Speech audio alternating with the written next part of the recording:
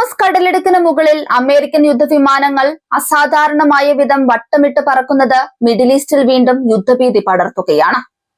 മേഖലയിൽ സംഘർഷം ലഘൂകരിക്കാനുള്ള നയതന്ത്ര ചർച്ചകൾ ഒരു വശത്ത് നടക്കുമ്പോഴും അമേരിക്കയുടെ ഭാഗത്തു നിന്നുണ്ടാകുന്ന ഈ സൈനിക നീക്കം ഇറാനെ സംബന്ധിച്ചിടത്തോളം വലിയ പ്രകോപനമായി മാറിയിട്ടുണ്ട്. പതിവ് നിരീക്ഷണങ്ങൾക്കപ്പുറം വലിയ തോതിലുള്ള വ്യോമസന്നാഹങ്ങളാണ് ഇപ്പോൾ ഹോർമുസ് മേഖലയിൽ റിപ്പോർട്ട് ചെയ്യപ്പെട്ടിരിക്കുന്നത്. അമേരിക്കൻ വ്യോമസേനയുടെ ഇന്ധനം നിറയ്ക്കുന്ന ടാങ്കർ വിമാനങ്ങളും അത്യാധുനിക നിരീക്ഷണ വിമാനങ്ങളുമാണ് ഇറാനിയൻ അതിർത്തിക്ക് സമീപം നിലയുറപ്പിച്ചിരിക്കുന്നത്. സാധാരണഗതിയിൽ ഒരു വലിയ വ്യോമാക്രമണത്തിന് മുന്നോടിയായി നടത്തുന്ന ഒരുക്കങ്ങളുടെ ഭാഗമായാണ് ഇത്തരം നീക്കങ്ങളെ പ്രതിരോധ വിദഗ്ധർ വിലയിരുത്തുന്നത്. റിപ്പോർട്ടുകൾ പ്രകാരം KC-135, KC-46 തുടങ്ങിയ കരുത്തുറ്റ ടാങ്കർ വിമാനങ്ങൾ ഇസ്രയേലിലെ ബെൻ ഗുരിയൻ വിമാനത്താവളത്തിൽ നിലയുറപ്പിച്ചിട്ടുണ്ട്. ദീർഘദൂര മിഷനുകൾക്ക് പിന്തുണ നൽകാൻ പ്രാപ്തിയുള്ളവയാണ് ഈ വിമാനങ്ങൾ. ഇസ്രയേലിൽ നിന്നോ മറ്റ് പടിഞ്ഞാറൻ താവളങ്ങളിൽ നിന്നോ വിമാനങ്ങൾ പറന്നുയർന്നാൽ അവയ്ക്ക് ലക്ഷ്യസ്ഥാനത്തെത്തുന്നതിനും തിരിച്ചു വരുന്നതിനും ആവശ്യമായ സഹായം നൽകുകയാണ് ഇവയുടെ പ്രധാന ദൗത്യം.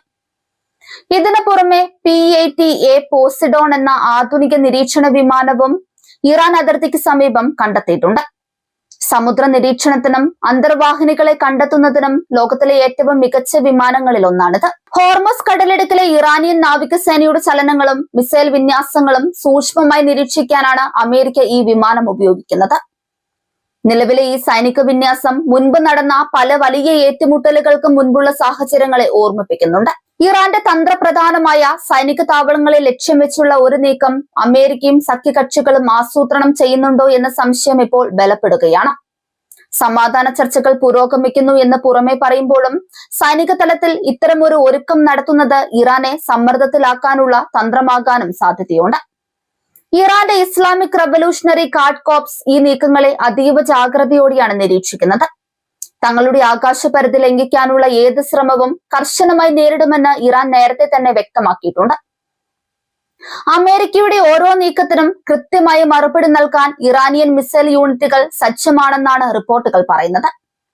ഹോർമുസ് കടലിടുക്കിലൂടെയുള്ള ആഗോള എണ്ണ വ്യാപാരത്തെ ബാധിക്കുന്ന രീതിയിലേക്ക് കാര്യങ്ങൾ നീങ്ങിയാൽ അത് ആഗോള സമ്പദ് വ്യവസ്ഥയെ തന്നെ തകിടം മറിക്കും. ലോകത്തിലെ 1/3 എണ്ണയും കടന്നു പോകുന്ന ഈ പാതയിൽ ഒരു ചെറിയ പ്രകോപനം പോലും വലിയ വിലക്കയറ്റത്തിന് കാരണമാകും.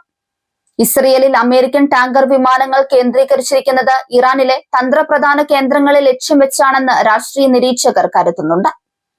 ഇറാന്റെ ആണവ കേന്ദ്രങ്ങളോ സൈനിക താവളങ്ങളോ ആക്രമിക്കാനുള്ള ഒരുക്കമാണോ ഇതെന്ന ചോദ്യവും പ്രസക്തമാണ്. ഇറാൻ പലപ്പോഴും ഇത്തരം ഘട്ടങ്ങളിൽ തങ്ങളുടെ പ്രതിരോധ ശേഷി പ്രദർശിപ്പിക്കാറുണ്ട്. ഡ്രോണുകളും കടൽ ഉപരിതലത്തിൽ നിന്ന് വിക്ഷേപിക്കാവുന്ന മിസൈലുകളും ഉപയോഗിച്ച് അമേരിക്കൻ വിമാനവാഹിനി കപ്പലുകളെയും മറ്റും ഇറാൻ നിരീക്ഷിക്കാറുണ്ട്.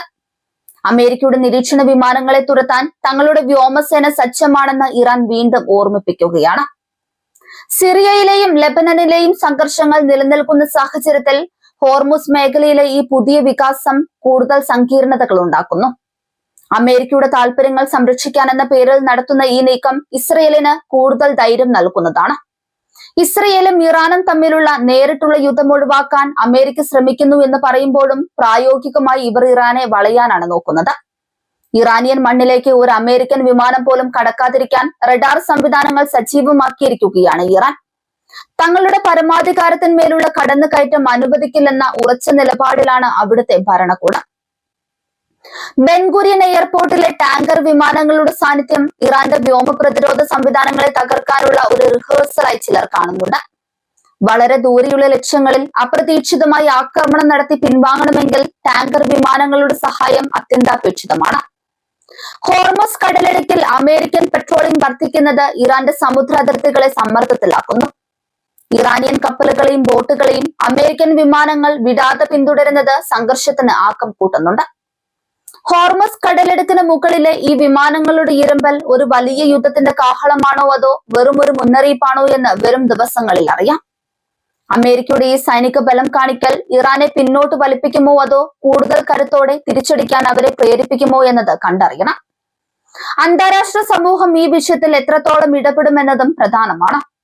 റഷ്യയും ചൈനയും ഉൾപ്പെടെയുള്ള രാജ്യങ്ങൾ ഇറാന്റെ ഭാഗത്തു നിന്ന് ചിന്തിക്കുമ്പോൾ അമേരിക്കയെ പിന്തുണയ്ക്കാൻ യൂറോപ്യൻ രാജ്യങ്ങൾ തയ്യാറായേക്കാം. ഈ ചേരിതിരിവ് ഹോർമുസ് മേഖലയെ ഒരു ആഗോള യുദ്ധക്കളമാക്കി മാറ്റാൻ സാധ്യതയുണ്ട്. ഓരോ മിനിറ്റിലും പുറത്തു വരുന്ന വാർത്തകൾ ഈ സംഘർഷത്തിന്റെ ഭീകരത വർദ്ധിപ്പിക്കുകയാണ്.